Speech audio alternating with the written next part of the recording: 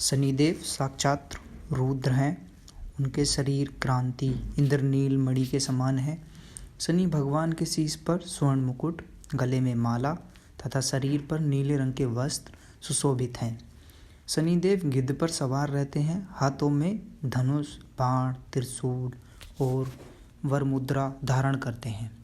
वे भगवान सूर्य तथा छाया के पुत्र हैं। वे क्रूर ग्रह माने जाते हैं। इनकी दृष्टि में क्रूरता का मुख्य कारण उनकी पत्नी का श्राप है। बाल्यकाल से ही शनिदेव भगवान श्री कृष्ण के अन्य भक्त थे। वे भगवान श्री कृष्ण के अनुराग में निमग्न रहा करते थे। युवावस्था में उनके पिताजी ने उनका विवाह चित्ररथ की कन्या से करवा दिया। उनकी पत्नी सती साध्वी एवं परम तेजस्विनी थी। एक रात्रि वह ऋतु स्नान कर पुत्र प्राप्ति की इच्छा के लिए शनिदेव के पास पहुंची, पर देवता तो भगवान श्री कृष्ण के ध्यान में लीन थे। उन्हें ब्रह्म संसार की सुधि ही नहीं थी। उनकी पत्नी प्रतीक्षा करके थक गई। उनका ऋतकाल निष्फल हो गया। इसलिए उन्होंने क्रुद्ध होकर शनिदेव को श्राप दे दिया कि आज से जिसे तुम देखोगे। ध्यान टूटने पर शनि ने अपनी पत्नी को मनाया। उनकी धर्मपत्नी को अपनी भूल पर पश्चाताप हुआ, किंतु श्राप के प्रतिकार की शक्ति उनमें नहीं थी। तभी से शनिदेव अपना सिर नीचा करके रहने लगे, क्योंकि वे नहीं चाहते थे कि किसी की अनिष्टि हो।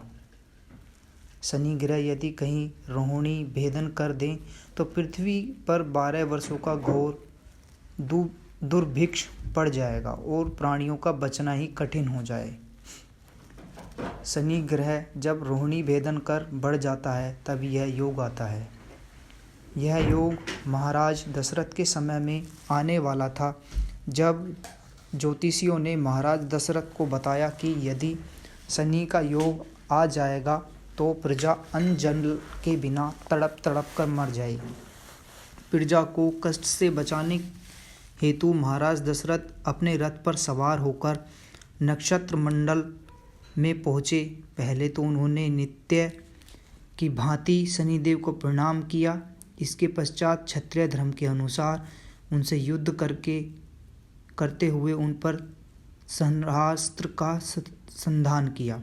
शनिदेव महाराज दशरथ की कर्तव्यनिष्ठा से अति प्रसन्न हुए और उनसे कहा, वर मांगो। महाराज दशरथ ने वर मांगा कि जब सूर्य, नक्षत्र आदि विद्यमान है तब तक आप संकट भेदन ना करें। शनिदेव ने उन्हें वर देकर संतुष्ट किया। भगवान शनिदेव के अधिदेवता प्रजापति ब्रह्मा और प्रत्यधि देवता यम है। इसका वर्ण कृष्ण, वाहन गिद्ध तथा रथ लोहे का बना है। शनिदेव एक राशि में 30-30 महीने रहते हैं। वे मकर और कुंभ राशि के स्वामी हैं तथा इनकी महादशा 19 वर्ष की होती है।